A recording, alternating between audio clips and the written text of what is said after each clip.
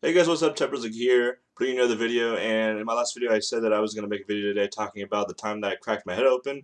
So that's what I'm going to do. So getting into it, this was back when I was in 6th grade, when I was in middle school, first year in middle school. I was 11 years old, I believe. And me and my mom had a pretty good relationship. We would always, horse around or mess around or whatever. And this was in an old house that we had. It was a pretty big house. And in the kitchen, we had this rug that was over the carpet and over the floor at the same time, so it was kind of obtuse. It wasn't really flat on the ground. So me and my mom went in the kitchen one day just horsing around or whatever. I was messing with her and she was getting pissed off. And I guess I tripped and I couldn't catch myself and I tripped over the rug at the same time.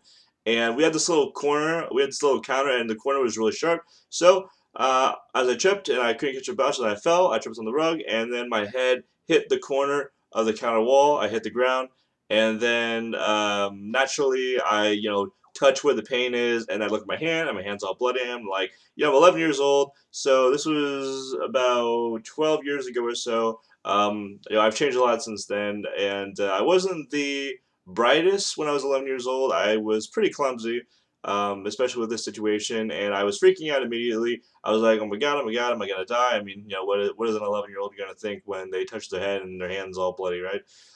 So my grandma, who's a nurse, came over, and or I think she might have been over at the same time that it happened. I'm not too sure, but we lived. My grandparents lived like a hop, skip, and a jump next to us because we lived with our grandparents at the same time. I had two sets of grandparents. My dad's dad and mom, and my mom's dad and mom lived over past this gated fence. And they just came, and my grandma just came over because she was a nurse and stuff. So she checked it out, and she said, "Hey, you know what? I think you're gonna need stitches." And I'm like, "Oh shit, no."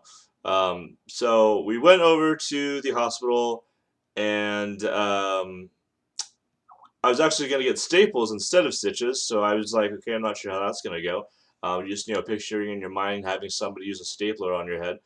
Um, so I guess the wound was big enough, to have staples. And as I was sitting there, I had a towel on my head, so try to stop the bleeding. But we waited for a good minute. I'm not sure if we waited an hour or what. Obviously I wasn't in critical condition, but I couldn't, leave this, crack in my head. So while we were waiting, I saw people, that had worse situations than me come in, and it just, it was making me feel a little bit better because I realized how good that my situation was compared to everybody else's. There's this one guy came in, he had a towel all over his face, something to do with him getting in the head, getting hit in the face with the bowling ball or something. Other people came in on stretchers, and they were a lot bloodier than I was. So I was just, pretty grateful that this situation was the way that it was, and I wasn't in one of the situations that the other people were. So my time came. We went into the room. The doctor, obviously really busy. There's a whole line after me that need to be seen by him. So he takes me, puts me on the bed, and of course I've got questions. Being an 11-year-old, like what are you gonna do? Is it gonna hurt? Blah blah blah. He says I'm gonna numb it up and everything. And before I could even say anything, I was like, before you do this, and then all of a sudden he's like, "Kachoosh," with the stapler, and then he's just like, boom, boom, boom, and every time that he stapled my head, it didn't hurt because he numbed the shit out of my head, where the wound was. Every time he did it, my whole entire body moved. So he was pretty aggressive on my head, not gonna lie. But there was no pain. It was just very aggressive. He was very aggressively attacking my head with staples. The good thing was that it didn't take too long because I only needed 7 staples on my head, and I needed to leave those in for I want to say a couple of weeks or a month. I'm not sure how long I had them in. I don't think it was a month though. It was a couple of weeks at the most. And then it was annoying having those staples in because I had to be careful when I took a shower. I couldn't get it too wet just because with staple with I mean it doesn't matter if you have stitches or staples. It's a closed wound, but at the same time it's still fresh. So you can't really get it wet or anything. Infection and blah blah blah. The whole deal. Um, So it was very annoying, especially when my hair was getting long, and I was planning on getting my hair cut within the same weeks before that happened. So I had to do it afterwards, and even afterwards, I still had the scar. And actually, I'm not sure if I have the scar. Um, I remember, like, yeah, I can still feel it. I think it's right here. I want to say right here. I think I can feel a little something there. But it does feel like it's slowly going away. So. Of course, it's going to leave a scar. So I had a scar, and every time I got a haircut, I had to let the haircutter know, be careful because I have a scar here or hey whatever, and it still was a little sensitive. It took a while to heal. Um, and then after we got the staples done, some kids in the hallway were playing Yu-Gi-Oh, so I played Yu-Gi-Oh with them with staples on my head. So. Then after a week or two, we came back to the hospital, and this lady had this little device to take them out. And actually, that kind of hurt. I'm not gonna lie because she was. I think she was like busy or something. She was um, trying to go pretty fast. I guess she had more people to see or whatever. So it didn't feel the best. It really didn't. It's like trying to take. It's like stapling a piece of paper and then trying to take the staple out of the paper.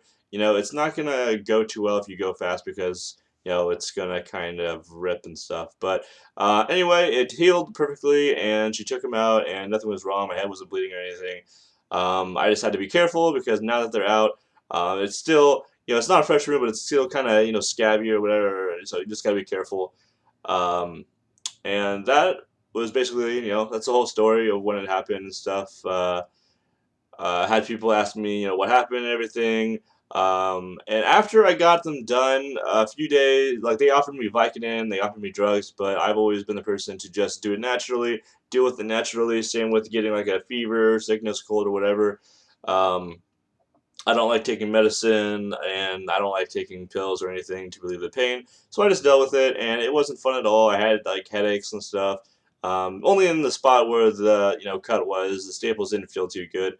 I had metal in my head, so yeah, I probably would have preferred the stitches, but for whatever reason, I guess it was easier for them to use staples. So that happened about like 12 years ago, so it's whatever. And also, when I had pneumonia, I wanted to just deal with it naturally, and that took longer to deal with. So, but that's about it. That's the whole entire story. I do want to do more of these videos because I have a lot of stories saved up, a lot of stories that are better than this one. I know the story might not be the best story, but not too many people can say they've cracked their head open by being a complete dumbass and being clumsy. So I have other stories saved up. I will do those in the future. And if you guys enjoyed it, give it a thumbs up, comment down below. If you have a similar story and you want to share it, or if you want me to make a video on something else, and subscribe for more videos coming soon. I'll try to get a video out to you guys, at least one each day. Um, so I will catch you guys later, and have a fantastic Monday. Happy Monday! And don't forget to watch Monday Night Football tonight on ESPN. Okay, goodbye.